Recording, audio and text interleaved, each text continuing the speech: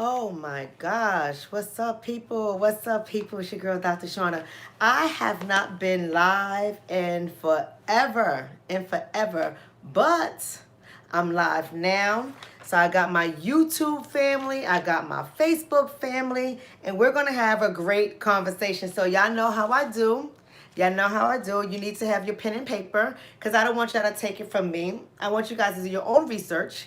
Go and look up the articles that I'm going to give you in order for you to get more understanding of what's going on with the unemployment rate and how the system is systematically designed to destroy our families. So I know that some people are going to be up in their little feelings, but don't dispute me. Go ahead and get the research. Go ahead and get your pen and paper. Draw your own conclusion. But I know what I see, and I know what I'm here to talk about. So I want to first start by saying hello to everyone who's on. What's up, Terry, Laura? I love every last one of you guys. Thank you guys so much for still staying in there, even though I have been absent on YouTube and absent on Facebook. I'm so glad you guys are still there. What's up, y'all? How you doing, y'all? Greetings to you, Dean. How you guys doing? Do me a favor. Let's spread the love in 2020. Let's share the video. I got my moderators on YouTube. What's up, Nakia? Make sure you go ahead and moderate the people. Everyone is entitled to have their opinions. I don't mind if people have their opinions, but we have to keep it respectful because this platform is to learn. I'm not here to cut nobody down. If you get in your feelings and your emotions, I just say go ahead and get your own feelings and your own emotions under check because it ain't got nothing to do with me, right? What's up, Howard? What's up, Wanda? How you doing, Charles? Let's go ahead and get started. Before I start talking about this research article in Brookings, it's called Black Workers Are Being Left Behind by Full Employment. I want to give you guys a perspective of what's happening because I think we got to do a better job in how we are analyzing situations that are strategically designed to interrupt and disrupt our family units. So I see a lot of couples. Y'all know I'm a couples therapist. My scholarly work is in relationships, is in the breakdown of the Black family unit, historically and in present day. That's the work that I do. So everything that I talk about, I tend to tie it back into the family unit. Because as you guys know, as I say all the time, how we are going to build our wealth, we have to start by strengthening the family unit. We have to start that way. We are not in good shape, Black people. And I know like people out there like to have you guys believe that we are. We got a lot of inspirational people out there and motivational people out there and only positive thinking people out there. We have a lot of gurus out there that will have a lot of our people believing that the only thing that you have to do is pray and you'll come up out your situation. The only thing you have to do is think positive and you'll come out of your situation. The only thing you have to do is to have a good spirit every day and get up and go to work and you're going to come out of your situation. That's what is being sold on social media. And every day I log onto social media, there's a new loudmouth guru. I'm trying not to curse for the 2020, y'all. I'm trying not to curse. I was going to call them something else. I might call them ninjas. I'm trying not to curse people. But we have a community of loudmouth gurus that are out there amping up a whole bunch of people to believe that if you buy their program, I'm going somewhere with this, people. If you buy their program or you go to their church or you do this little dance or say this little chant or burn some sage here, your problems are going to disappear. That's what a lot of people out there selling. But the research and the data don't point to none of that. The research and the data don't point to any of that. And when I sit down with couples and they come into my office, I am seeing one couple after another, and every once in a while, I'll get the opposite, but not too often. I'm seeing one couple after another who the female, the Black woman in the relationship, is making so much more money than he is. And something is happening to her mindset. And I'm not here to beat up on my sisters. Only your Lord, y'all know I'm not here to beat up on my sisters. I love my systems and I love my black men. I love my black people. So I'm not here to beat up on you guys, but I'm here to raise your thinking. Just to raise your thinking. I come in to session, and when I break it down, I hear the pain of black women, and I feel the pain of black women who feel like they are carrying the weight and the burden. And the only thing that they want is for their partner to pull their weight. But nobody wants to listen to the research, right? Nobody wants to listen to the evidence that will indicate that this system is systematically designed in such a way that as long as we continue to be mentally asleep, we're going to see more situations where families are being split up and broken apart because we, black women, have gotten it in our heads that we refuse to settle. And there's nothing wrong with that. I'm not telling anybody to settle. But we have this picture of what we want our men to look like. We want them to be able to buy us a house, to have the white picket fence, to live in the bomb.com neighborhood, for our children to go to the best schools like everyone else. And I'm not sure if this reality is a reality that we can apply across the board. Right? And when I see men who are trying their best, they may not be making what their lady is making, but they're busting their asses, working two jobs, taking up all their time, making them unavailable for their families. When I see men like this, but yet the woman is still saying, you're not enough, I scratch my head. Now, y'all know I make it do what I do as a marriage counselor. I know how to do that. I make it do that. But I really do need my people to understand systematically what is happening here. So I did some digging, and one of my trusty busties sent me some articles and said, yo, you got to look at this, Dr. Shauna. You got to look at this and you got to analyze it and break it down, because I think this speaks to what we're always talking about. So you have here the president, the so-called president, because that man is not normal. Nonetheless, he's interesting. I find him very funny. I don't mind calling him the president because it's funny to me. It reminds me of when I used to work at this mental health organization. I used to contract myself there, and I would work with some people who are mentally and cognitively impaired.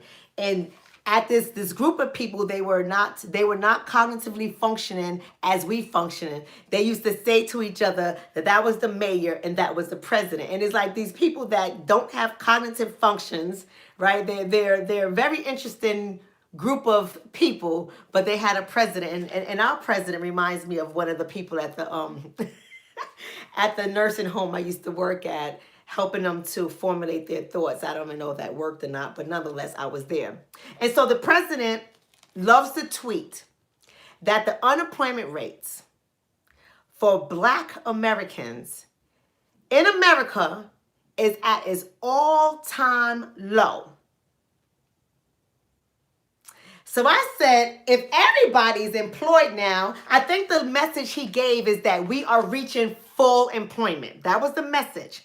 And if you understand what full employment is, that means where the number of jobs outrate the number of people. Like, we're doing well. Everybody can get a job. You can get a job. You can get a job. You can have a job. But I know that that's not true, because I personally know people who have bachelor's degrees and master's degrees, and they either are underemployed, meaning they're making way less than what they're worth, or they are unemployed. So I was wondering who this president was talking about. So I went out and I did some research. But I want to be able to say this. The study that I'm pulling for, you guys have to have your pen and paper so you can write it down. It's called Black Workers are being left behind by full employment. And this was done by Andre Perry back in June of 2019. So it's not even a year yet. And he went in and he started pulling out major cities. And I think he had over 20 cities in there. But the top 10 cities, let me read these cities off to you guys, because Newark, New Jersey was on there and it shocked the hell out of me.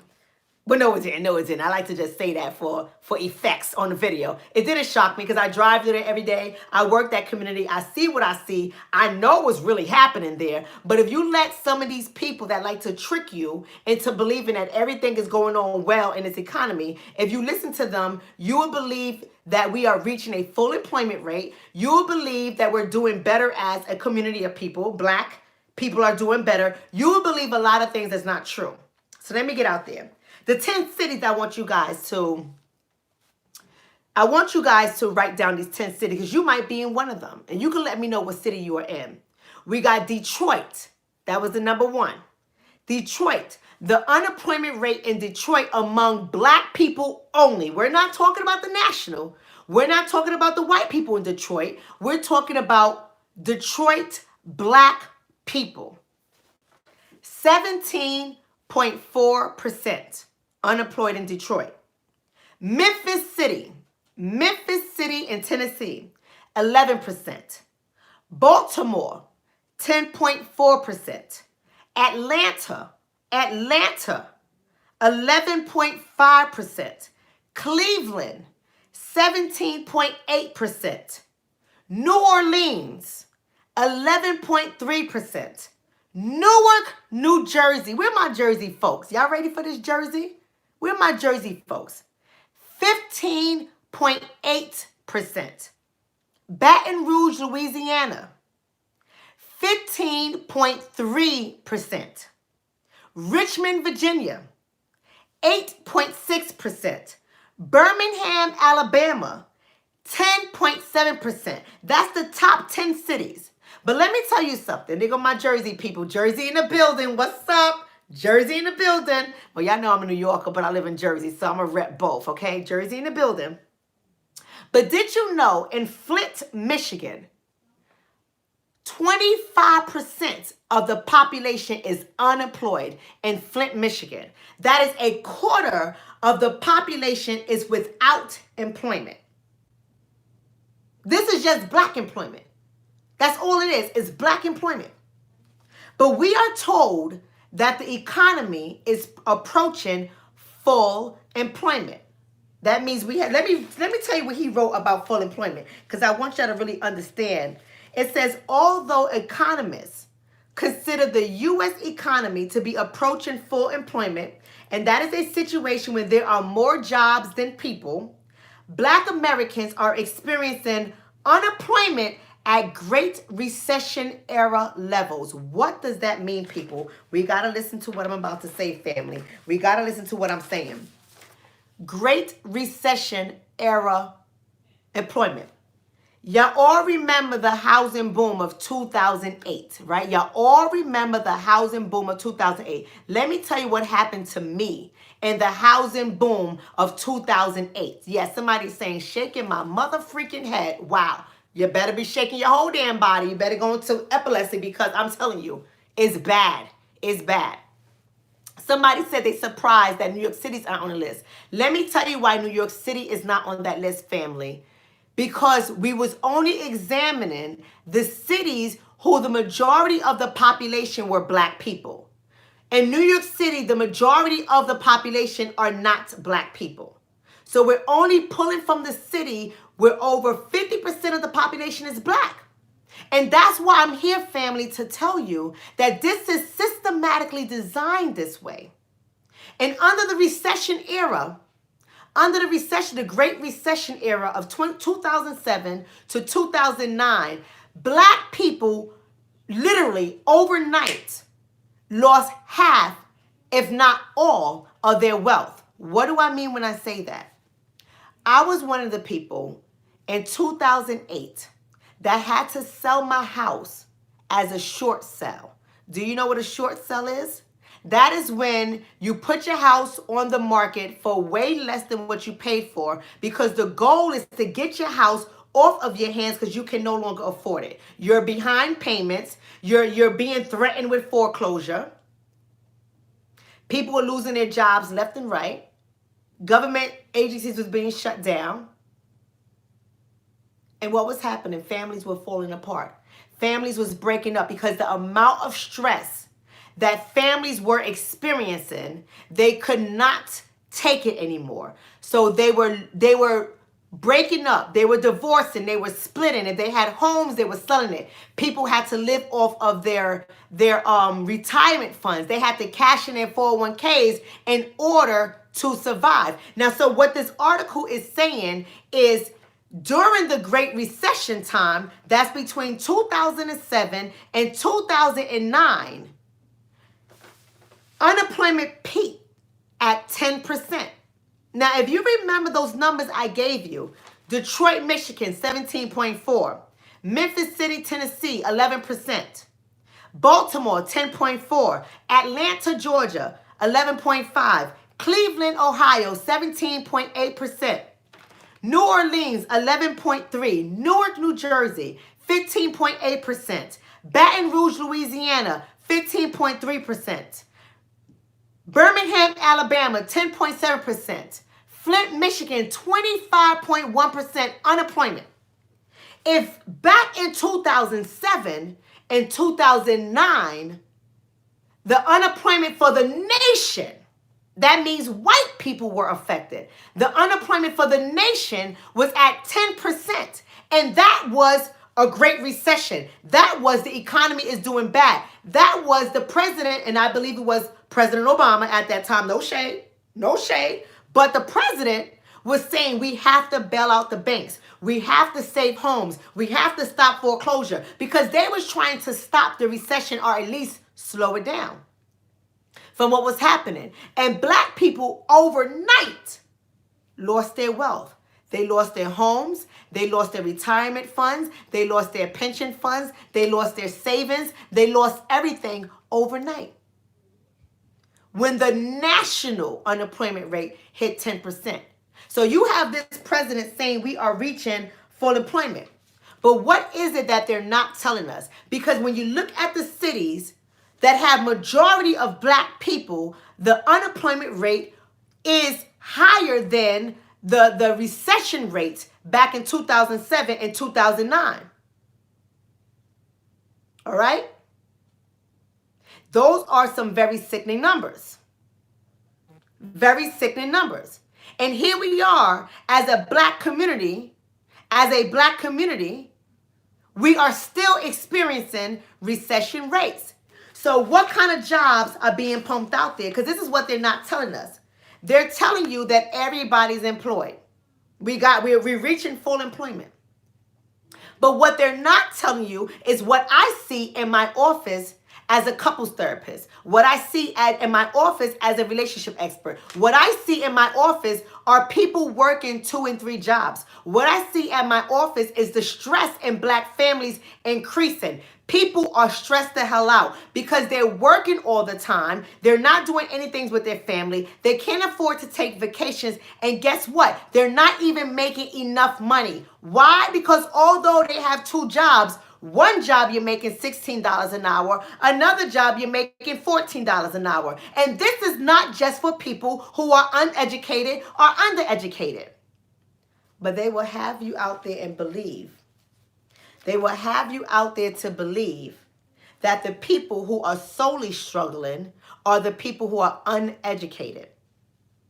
But I'm here to tell you, sisters and brothers, what I'm here to tell you, sisters and brothers, is stop buying into this narrative. We have to seriously raise our critical thinking skills, and we have to examine everything. We just cannot turn on the TV and say, oh, we're doing well, and so now you want to go out there and think you're going to buy a house. No, you're not. We just can't go on Instagram and YouTube and Facebook and see all these little inspirational and motivational gurus telling you that you can be whatever you want to be. You can make as much money as you want to make. You only got to give me $25,000 and I'll show you the way. Because we are falling for these tricks because we're desperate.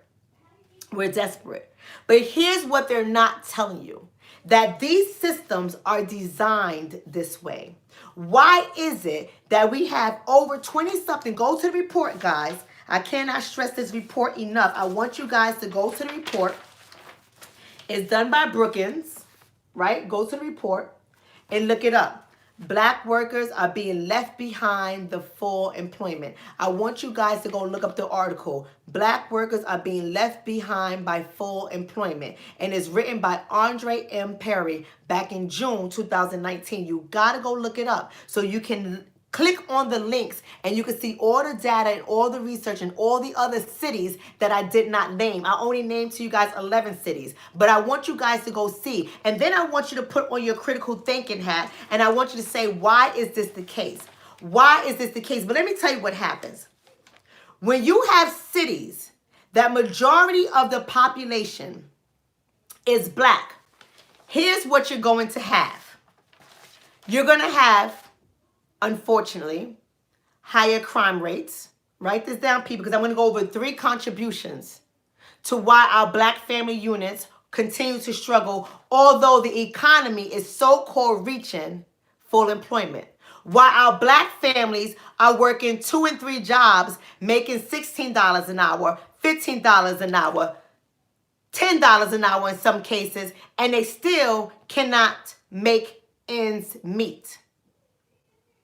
You're going to have higher crime in communities where there are a majority of a black population. You're going to have lower educational attainments in communities when there are majority of the residents are black. You're going to have poor health or health disparities in communities where majority of the people are black. What am I saying? Because remember, this is a design. So I'm going to break this down for you guys and I'm out of here. I'm not staying on here long, so y'all get your pen and paper. Break this down. Let's talk about crime for a second. So when you have an impoverished neighborhood plus crime, when I say impoverished neighborhood, what I'm saying to you is a neighborhood that lacks resources. They lack the funding that is necessary in order to drive jobs there, in order to raise income levels, in order for them to be doing better overall as a community. So when you have a poor or impoverished neighborhood, the resources are lacking. Their children don't have resources and services that are quality that can help them to stay out of drugs, stay out of gangs, stay out of fights, all that crazy stuff that happens, right? So when you have an impoverished neighborhood, write down this equation, plus crime, you're going to have higher incarceration rates, right? When you have an impoverished neighborhood plus crime equals higher concentration rates. Incarceration rates. When you have high incarceration rates or incarceration period plus background checks for employment, y'all didn't hear me. Let me say that again. When you have higher incarceration rates plus background checks for employment, you have higher unemployment. So what do I mean? Because y'all know what the hell I mean, but I want to give y'all some examples anyway. See, we automatically think because a brother has a record, a felony or whatever the case is, you got to understand, felonies have different classes.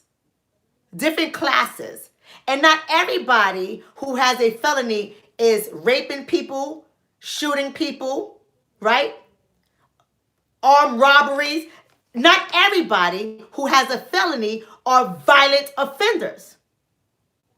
But when you have a system that is designed to monitor impoverished neighborhoods for the purpose of incarceration, because that's the purpose.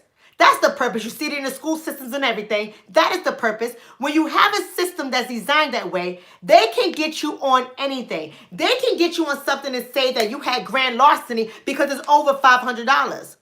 depending on the city you're in, right? So it's over $500. You got grand larceny. You don't know any better. You just don't have time to fight it. You don't want to go to court. So you take a plea, not realizing that you're taking a plea. Yes, you might get 4 or 5 years probation. You might get community service. You might get restitution. You might get that stuff, but you also get a felony. You get a class felony. So when you go to look for a job and you fill out for your background check, it's going to come out that you have a history. And depending on where you go get a job, for what position, they're not going to hire you because they're already written it into their policies that they do not hire people with felonies. So now you are subjected to employment that doesn't pay the bills. You have to get the employment that pays you $14 an hour, the employment that pays you $12 an hour, the employment that pays you $15, $16 an hour, where you really need to be making at minimum $30 an hour to survive because you have to account for the rate of inflation. Oh, come on, people. I'm getting pissed off already because I'm so sick and tired of people not getting it, our people. I'm so sick and tired of us buying into narratives that sound good, but they don't make sense. Narratives that sound good, but they don't make sense. So we get into these relationships with a significant other who has a history, a so-called criminal history, and when we first meet him, ladies, I'm not taking shots. I'm just telling facts. When we first meet him, ladies, he tells us, well, when I was younger, right? When I was younger, I got into some stuff, whatever. I took a plea, and that's how I got a case. You know, I was in jail for 30 days. I was in jail for 6 months. I was in jail for 1 year. So we thinking no big deal. When I was younger, I used to do hand-to-hand sales. I was a street pharmacist when I was younger. And I got caught up in the system, but that was a long time ago. And we wonder why he can't get employment at a level that can help us to take care of a family sufficiently. But we love him. He's funny. He's cute. There's other attributes that we like, but when it comes to the money, we just can't get it right. See, we have to critically raise our thinking skills. See, you would have somebody like Lonnie from The Real. I've been watching people talk about Lonnie from The Real. Tell you guys to go get yourself a white man. Go ahead and listen to her if you want to. Go on, listen to her if you want to. Because what that is doing is programming our minds to say that our black men are not good enough. Because we're not looking at the bigger picture here. We're not looking at something that is systematically designed. And we don't like to hear it. Because we listen to these gurus. We listen to these motivational people, these inspirational people. We listen to these celebrities. We listen to 1 or 2 people who got their success stories in order, and we think that is going to apply to us too.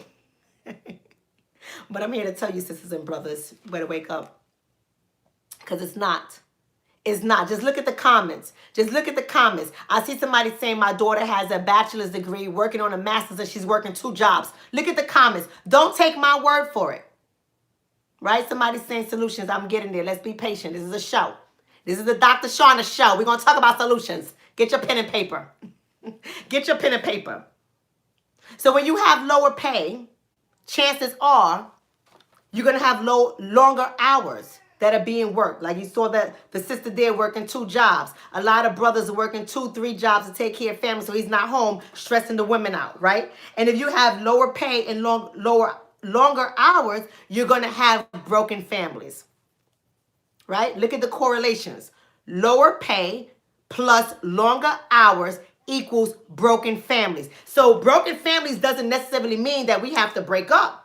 It can mean that we're trying our best, but we can't keep up with the streets, and the streets are eating up our children. Our daughters are twerking on social media because we're not both home to manage our home. There's no balance. There's no femininity and masculinity balance. There's no balance in the home. We got our sons running out here trying to be like these drug dealers because he understands that daddy's not home. He's stressed the hell out, so he's looking for another family. So he gets involved in gangs, gets involved in drugs and everything else. We have that going on. That is the reality. So that's crime. That's crime. Let's go on to the next part. Education. I told you guys the other contribution that's designed in poor neighborhoods is when you have lower educational attainments, you're going to have higher unemployment rates. So let's talk about it. When you have low education plus low job options, meaning you can only get the $14 jobs. You can only get the $12 jobs because you have gentrification coming in and you have these big stores coming in, but they only paying you anywhere from $12 an hour to $15, $16 an hour if you're lucky. And they want you to work it full time. Or some of them cut you off at 32 hours so they don't even have to give you health insurance. We're going to get into that too. So what happens? You have lower education, lower job options, it equals lower pay. When you have lower pay plus high rent, lower pay plus higher rent, it equals housing instability. So remember, you got families. We're a family unit. We can't even afford apartments because now what's happening, you have all these people, and I wish we'll jump on it a little bit more as a community. I'm not going to call out any communities. I ain't going to put no communities under the bus. Y'all know who the communities are. Y'all know who buys up all the real estate. I ain't got to tell you who's walking around your communities, buying your houses, and then renting it back to you at a higher rate. They're buying your houses below market because you couldn't pay your taxes, so you lost your house, right? Because you couldn't pay your taxes. They get your house. They rehab your house, and then they put your house on the market for rent, not to sell it back to you. That would be foolish. That would be foolish. They put your house on the market as a rental property, and they jack the rent up. So now you have these apartments that used to be $1,200 for 3 bedrooms that are now $2,500 for 3 bedrooms. And you have mommy working 2 jobs, you got daddy working 2 jobs, and the children are unattended. Just so they can pay a $2,500 rental property because they don't make enough to get their own house. Because they don't have a down payment.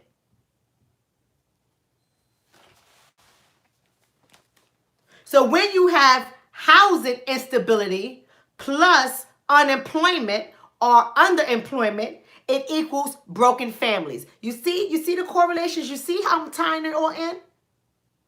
I'm almost out of here, guys, and I'm going to give y'all solutions. Let's talk about poor health. This is a topic that nobody likes to talk about. Our community do not like to talk about poor health. The minute somebody brings to the forefront poor health conditions, we get mad. We get mad. But I'm going to talk about it. I'm going to talk about it. But I'm not going to talk about it from a shaming standpoint, because I cannot stand, I ain't saying nobody's name because y'all know I'm tied to so many people, and I do respect everybody I'm tied to, so I ain't saying nobody's damn name. I just keep my mouth shut. But I am going to speak on shaming. Instead of us shaming somebody for their poor health or their weight, instead of us shaming our community, let's look at the systematic reasons why this is occurring. Also, somebody's going to say to me, well, no, Dr. Shauna, people make decisions every day of what food to put in their mouth. Well, that's what you will tell yourself. And I'm not saying I disagree with you, because that has some truth to it. But when we think critically, when we elevate our thinking, we are able to pull in information from other areas, and we're able to make better sense of what is happening here. So let's talk about it. Yes, somebody said food deserts. Absolutely. Let's talk about it. Y'all already know. That's why I love my community. I love my community because my community are thinkers. The people that don't last in this community are the people that want to see me yelling, screaming, curse for 5 minutes. Tell you can do it. You get off your ass. You can make it happen. You can do anything you want to do. I made $1 million and I'm rich. And you can do it too. We love that kind of people. Those kind of people won't last in this community. because we elevate our thinking. That's right. Keisha said, elevate our thinking. We cultivate our mind, we elevate our thinking, and we activate our goals. That's what we do in this community. So if you're here because you can't sit longer than 10 minutes, this ain't the community for you. Because we got work to do, Black folk. We got work to do. So let's talk about the poor health. When you have, in order for you to have quality food, right? That's how you improve your health. But in our communities, where there is quality food plus low income, we're going to make poor food choices automatically. The equation, math, listen, I'm not trying to get spiritual and deep into things. I know I got some people in this community that's going to understand exactly what I'm saying. Y'all going to be like, boom, Dr. Shawn is it. But life is mathematics and science, period.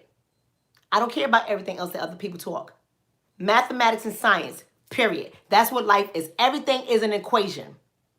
Everything is an equation. So when you take quality food choices plus low income, you're going to have poor food choices. Why? Because you cannot afford the quality choices. So we get excited and we get amped up when we see a store like Whole Foods come into our community, because Whole Foods is supposed to support quality food, quality life, right? We're supposed to have that. That's what Whole Foods is supposed to do. So we get so surprised and we get excited that Whole Foods is in our community. But when we go into Whole Foods and we buy 5 items, our bill is $65.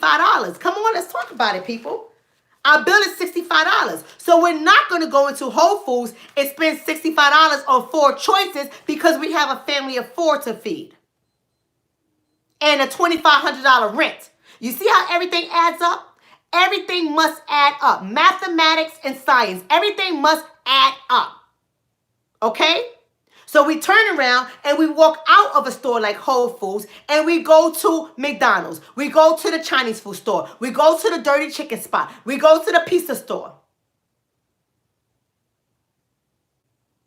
And we're dying. And we have poor health. When you have poor food choices plus lower access to quality health care, you have poor health conditions.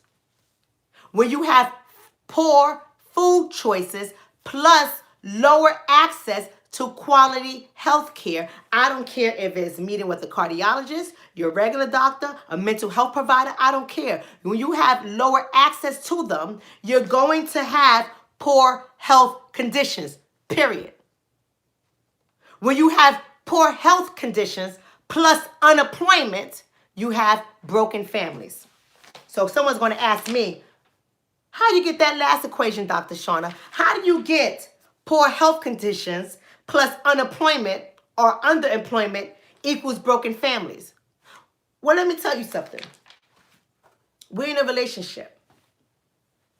We're in a relationship. We got children together. One person don't have time to go work out. The other person just has good genetics. We both eat the same garbage. We both live in the same community with bad choices. We both are poor. We just poor together. That makes us look middle class because you took your $40,000 and I took my $25,000 and together we making $65,000. So we doing better than a national average. So we so-called middle class, but our rent is $2,500 a month. Somebody do the math. Come on, mathematics. Mathematics and science. Somebody out there do the math. Our rent is $2,500 a month. How much is that a year? We got taxes. We got Social Security. Right? We got all these other things that have to come out our check. So we really not bringing home combined $65,000. Our rent is more than 30% of our income. Then we got children. We got 4 of these damn kids running around this place that we got to feed. You just happen to have heart disease that runs in your family. I just happen to be blessed that I come from good stock. And now you develop heart disease. You calling out of work so much because you sick. You get fired. And now I got to carry your weight. Now I'm tired. Now I start seeing all the negative aspects of you. Now I start emotionally and mentally getting upset. Because now instead of me understanding what's happening here, I'm looking at you as lazy. You lazy. You don't do what we used to do anymore.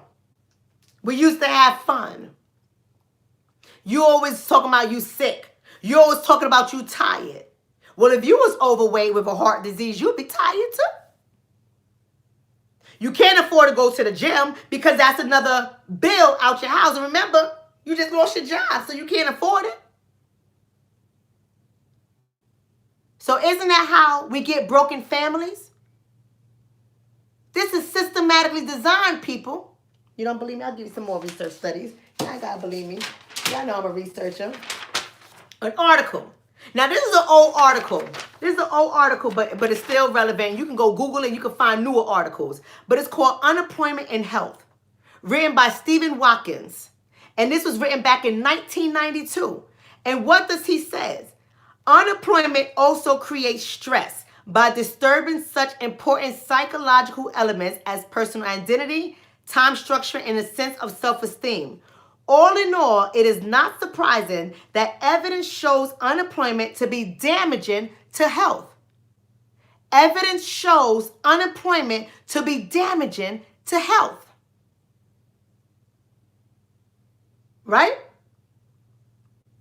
It says, however, all of these correlations are open to alternative explanations. In a number of time trend studies that have been made, unemployment rates have been seen as a good indicator of the recession. Now, I already told y'all that Trump will have y'all believing that we're not in a recession. And that's true. That's true for all of America, but not for Black America. See, there's two Americas. Dr. King said that, right? There are two Americas. A Black America is something totally different, people. We don't like to accept that, but that's what the truth is. Black America is something totally different. We are still in a recession. We have been in a recession since 2007 when we lost all of our wealth overnight. We are still in a recession. And if they're telling you that when you are in a recession, you're going to have stress and it's going to negatively impact your health, this is what the researchers are telling us. But we don't like to use our thinking skills. We don't like to use our thinking skills. I have another article titled, The Relationship Between Crime and Unemployment. Y'all don't need me to read this stuff to tell y'all. Y'all don't need me to read this stuff to tell y'all the relationship between crime and unemployment. It says, while there is certainly a link between unemployment and higher crime rates, as shown through the change in unemployment variable, it does not have the overriding impact that most theories suggest. Certainly, one explanation as to why individuals are not highly motivated to commit crime or to commit a criminal act shortly after they are unemployed is the safety nets that our society has installed to aid people through difficult times. Now, who are the people they're talking about? What safety nets do we have in the hood when you lose your job? You see, the safety nets that they're talking about is getting unemployment benefits. So they basically are saying, if you have safety nets in place, then you're less motivated to commit crimes. Now, we live in Black America, people. We live in Black cities. Is that the truth for us? If you got a criminal record, can you get welfare? If you got a criminal record, can you get assistance, subsidies for rent? Can you move into certain communities? If you got a criminal record and you lost your job and you lost your apartment, can you get an apartment just like that? Because if I'm not mistaken,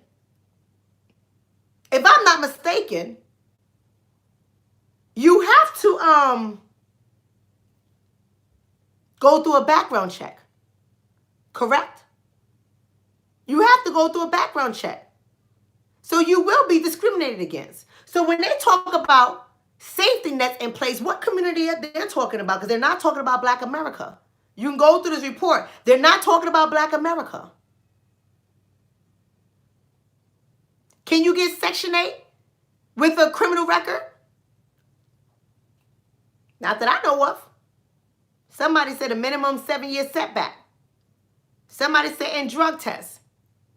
No housing subsidy, right? Everyone knows this stuff. Everyone knows this stuff. So what can we do, people? What can we do? See, a lot of people get out here and they would tell you, stop committing crimes. But we know that it's systematic. It ain't going to happen. That's not going to happen. Somebody else is going to tell you to go to school. Just go to school. But we already know that in the urban communities where there's majority of black people residing, there's a school to prison pipeline. We already know that that's a block. Somebody would tell you, eat better, eat healthy. But I already told you that if you can't afford to eat better on a consistent basis, you're going to subject yourself to poor health conditions as well. That's just the reality of it. So what can we do, people? What can we do? What is being done? I have to say this, and this is maybe because I'm a marriage counselor, I'm a couples therapist, maybe because that's all I do, right? So I'm going to tell you guys from that area. I believe, now this is in my humble opinion, that I'm out of here. Give me 5 minutes and I'm gone. In my opinion, this is what I believe that we absolutely must do. We have to start to transform the way we see our men, ladies. Well, let me back up, because I don't want all ladies to get excited thinking I'm talking. No shade, no shade. But I ain't talking about the hot mess women. We ain't talking about the destructive women. We're not talking about, not for nothing, I don't want y'all to think that Dr. Sean just being mean. I'm not. But we got to talk about ratchetness. We got to talk about thoughts. We got to talk about them. We're not talking about those kind of communities. We're not talking about those kind of women.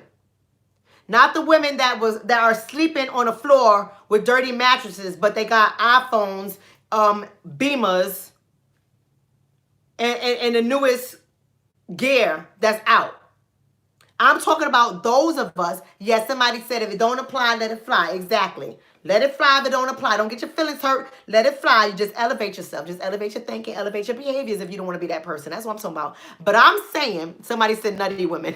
What I'm saying is, for those of us who are focused on nation building, for those of us who believe in the Black family unit, for those of us who want to try to keep our homes intact, we have to start being strategic of how we go about our partnerships. We have to stop being discriminatory to the point where we're getting rid of people who are actually good people for us. What do I mean when I say that?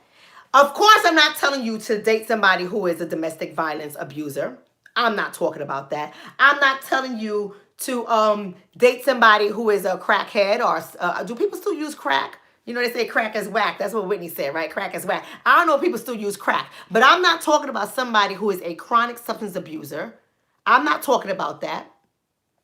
I'm not talking about people who don't want to work and they ain't gonna work and they just want to feed off of you. I'm not talking about that. But I do honestly think, and people ain't gonna like to hear this, but I'm saying it, ladies, I'm gonna say it right now. If you cannot find your match and your equal, whatever that means, if you cannot find your match and your equal, because oftentimes we get these standards and these ideas in our head, and there's nothing wrong with standards. I got standards too.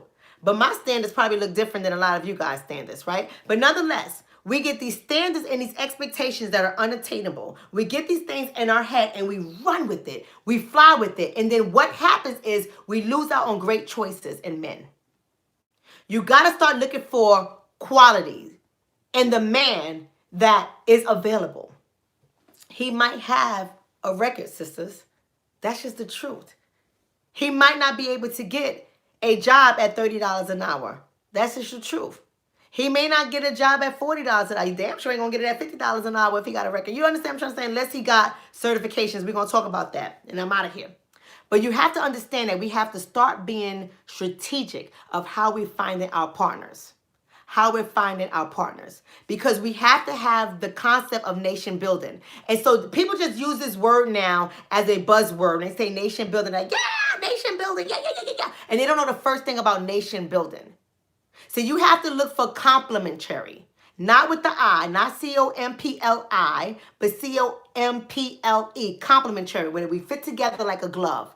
Hand and glove, right? We have to look for those kind of relationships. What do you bring to the table? What do I bring to the table? How can we elevate together? Iron sharpens iron. Not all the time you're going to find somebody who is highly educated, who's making as much as you, if not more.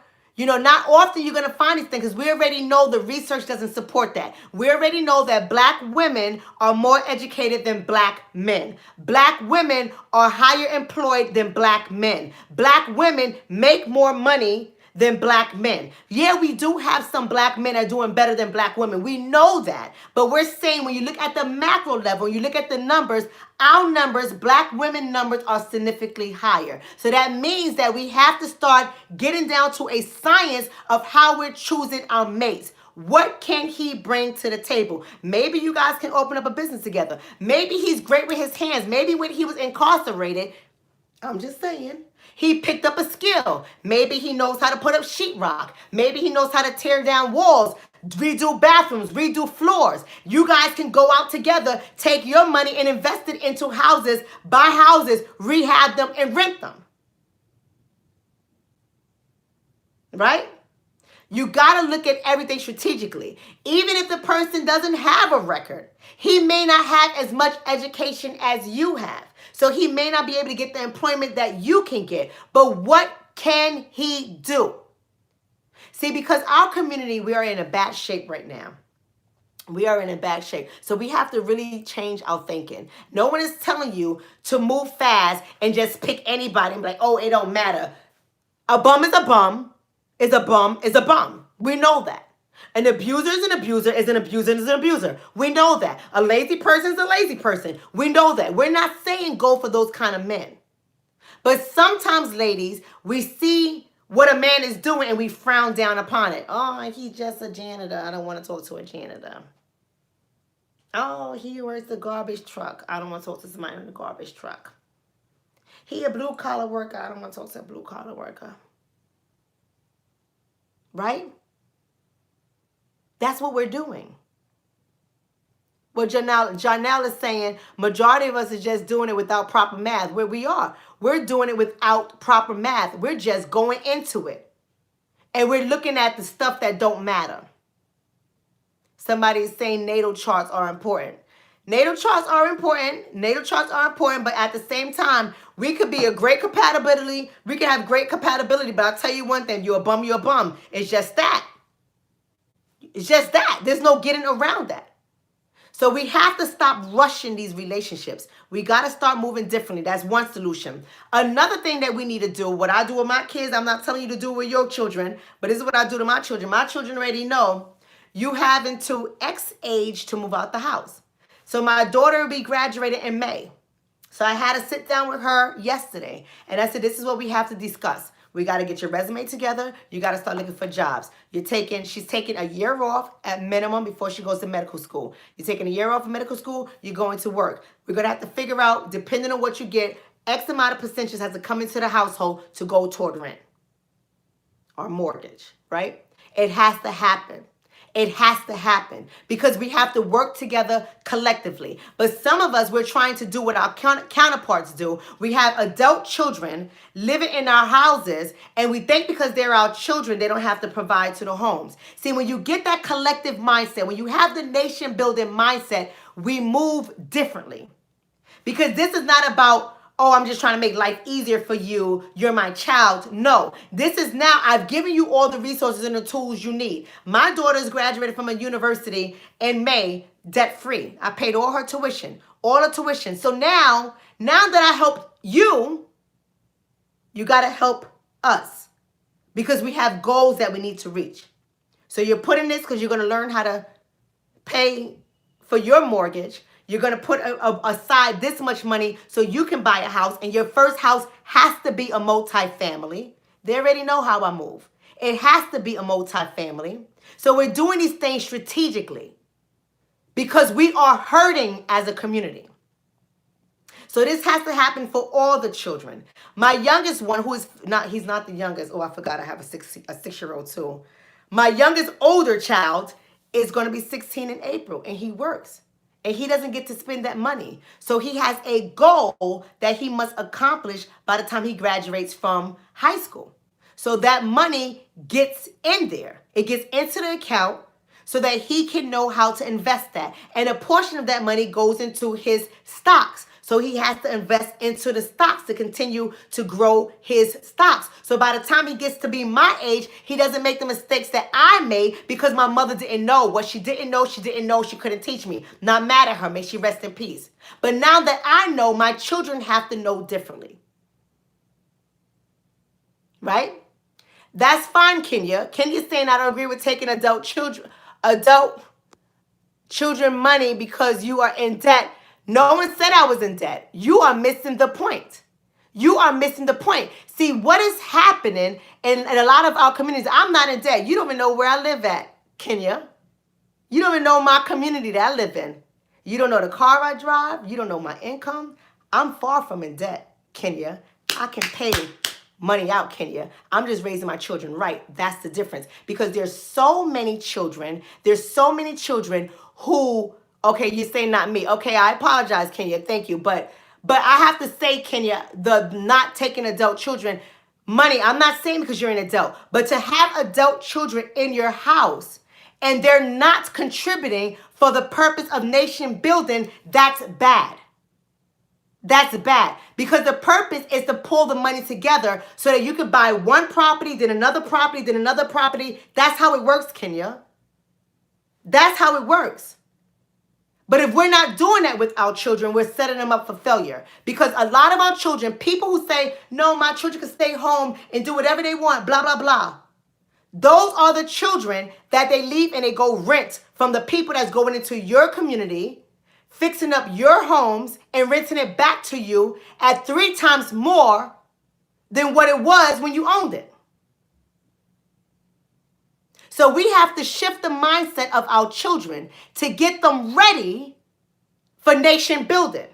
And you cannot build a nation if you don't own your community. Right? That's right. Family first business. That's exactly what it is. It is a family first business. And you train your children at home. And the reason why I say after they get out of college, you take the next portion of it and you make them contribute to the home. You make them contribute to the home because now they're learning the next step. They got the tools from education, from school. Now they got to learn how to build upon that and build a portfolio. Too many children do not know how to build portfolios. There was another video I did a while ago. Y'all got to go on YouTube and find it. But what I said was middle class black families, there's research on this. Don't believe me? Google it. Do not ever take my word. Although I'm a researcher, don't take my word. Go out there and Google it. But there's a study out there that said black middle class families, their children wind up falling to poverty when they become adults.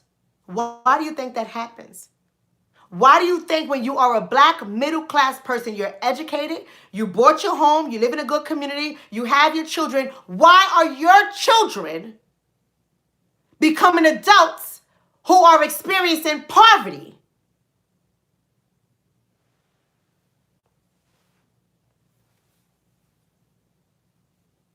Think about it. That's right. Somebody said leaving the home with no tools to survive.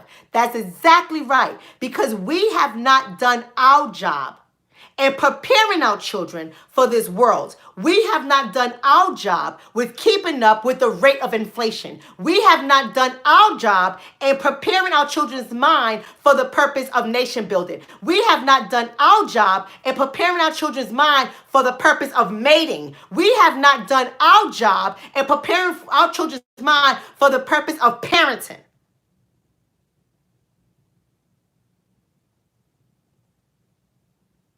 So when we get on here and we hear information that's contrary to what we have come to believe because of programming, because of propaganda, because of false reports, because of celebrities, because of motivational and inspirational gurus, we have come to believe narratives that are not true and narratives that do not uphold to the black community. And we want to live like everybody else, but we don't want to do what everybody else is doing. Hispanic people will move together one generation after another in a home, save, and everybody, including the children, contribute to the home, and then they turn around and when they leave the home, they buy a house. They don't rent. Asian people, move all together, stack their ones, everybody contributes to the home, and when they move out, they buy a home, multifamily, they don't rent. Indian people stack in a home, stack all their money. When they move out, they buy a house, multifamily, they don't rent. The only people are renting is us. We are renting from them. Mia, what exactly are you disagreeing on? Mia's saying I disagree. What do you disagree on? Because I can show evidence. I can show research. This is not me just coming out here just, oh, I have a great idea. No, there's evidence in that. Right? There's evidence in that. But what happens with our hearing is when we hear something that is contrary to what we believe, it rubs us the wrong way and then we start fighting against it. As opposed to saying, let me think about this. Let me go back and research it. Somebody said they have to learn to be responsible so they can function in this life. Okay, that's what you're saying. That's why all our children are growing up poor, not owning houses.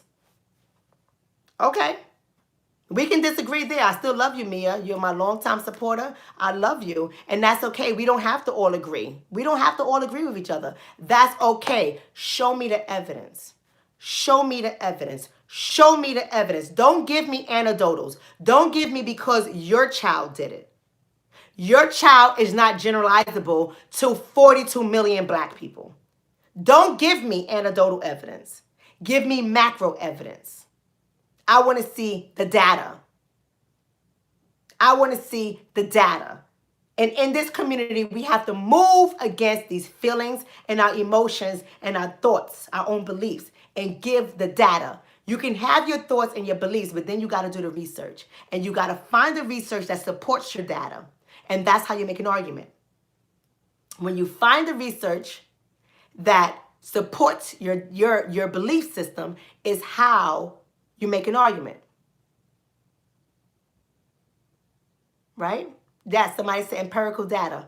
That's what we have to do. But I'm out of here, guys. It's an hour, 1 minute, 53 seconds. Facts don't have feelings. That y'all already know how I operate. Ain't no emotions tied in that. Maybe because I'm an Aquarius.